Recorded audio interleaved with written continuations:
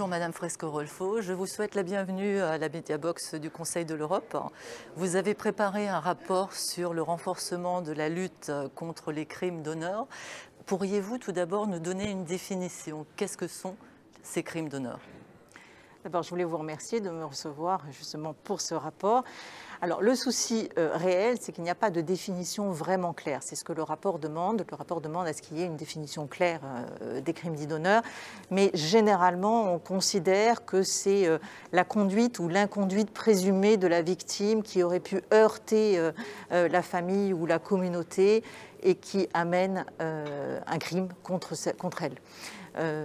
Donc c'est vraiment basé sur une idée de ce que sont la conduite que devrait avoir une personne au sein de sa société. D'accord. Est-ce que vous connaissez l'ampleur de ce phénomène?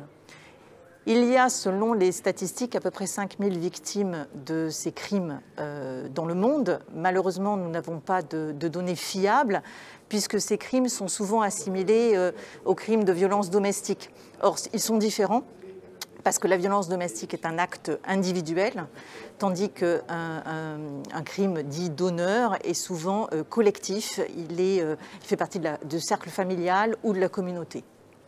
Comme vous le savez, le Conseil de l'Europe possède un instrument très utile pour lutter contre la violence contre les femmes.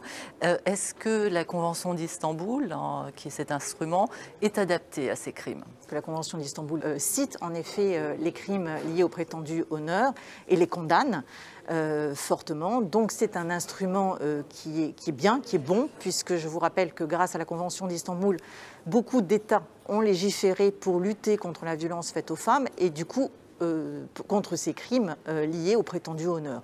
Donc oui, la Convention d'Istanbul a fait beaucoup, c'est une bonne chose, c'est une convention qu'il faut ratifier et appliquer le plus possible. Quelles autres mesures ou actions pourrait prendre le Conseil de l'Europe pour lutter contre ce type de crime? Déjà en adoptant la résolution ce soir, à l'unanimité, ça serait fantastique, mais parce que cela montrerait une voie pour la lutte contre ces violences. Alors il y a beaucoup de choses à faire, hein, c'est dans les recommandations.